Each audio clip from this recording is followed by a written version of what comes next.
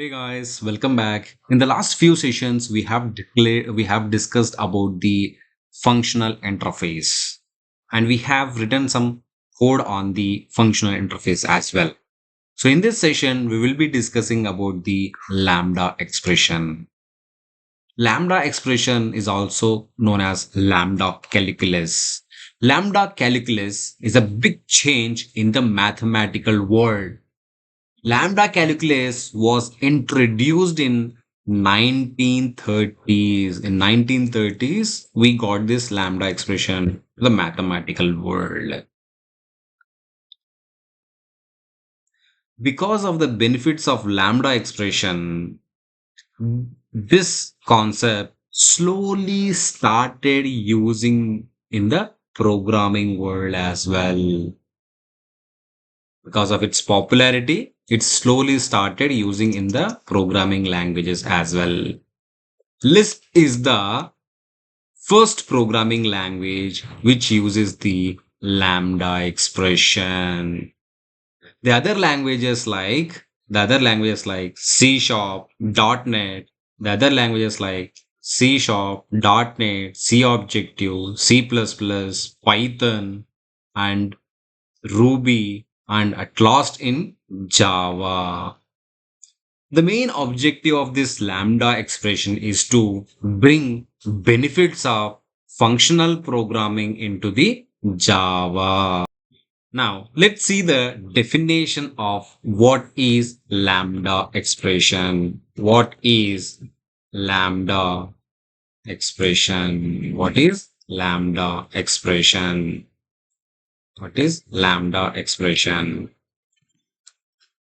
Okay. Now we will be seeing the definition of the lambda expression. Lambda expression is just an anonymous function. It means the function which doesn't have name, return type, return type, and access modifiers. Access modifiers. What is the syntax of lambda expression? How to write the lambda expression? What is the syntax of lambda expression? Syntax of lambda expression. A syntax of writing the lambda expression. Parenthesis. Here we will be providing inside the parenthesis, we will be providing the number of parameters, if any, number of parameters, if any. Okay. Then lambda expression symbol. This is the lambda expression symbol, and open the curly braces. Inside, we will be writing the list of statements. We'll be writing the list of statements. Statement 1, statement 2, statement 3, and so on. Statement n. So, we can write n number of statements inside this lambda expression inside this curly braces. Okay. So I hope you understood what exactly the lambda expression is, how it is evolved into the from mathematical world into the programming language.